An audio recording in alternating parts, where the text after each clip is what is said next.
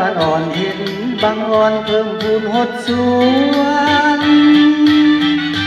จากฝากฮักนางแต่ว่าบ่หันย่านนางบ่มีเนื้อใหญ่ได้แต่คิดอยู่ในใจแต่บ่กล้าใครคำอยากฝากฮักนางงามยามนางจับบัวหดสวน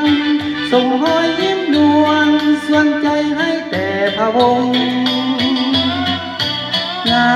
มนางงามเหมือนดังนางหงส์ยามอย่างไปมางามแก้วตาเพลินทรงทนงานย่านอดบ่ไหวจะต้องได้ใครบ่ให้มีหัวคันกลางเอาส่วนครัวเป็นสื่อสัมพันธ์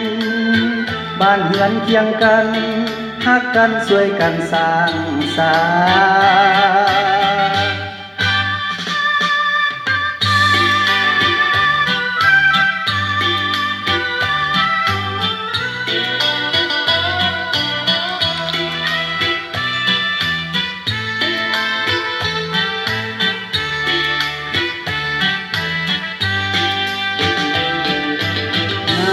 ค์ยามนางจับบัวหดสวนส่งหอยยิ้มนวลส่วนใจให้แต่พะวงงามนางงามเหมือนดังนางหงส์ยามอย่างไปมางามแก้วตาเพลินสมทนงานย่านอดบ่ไหวจะต้องได้ใครบ่ให้มีหัวคันกลางเอาส่วนครัวเป็นสื่อสัมพันธ์บ้านเฮือนเคียงกันฮักกันช่วยกันสร้างสร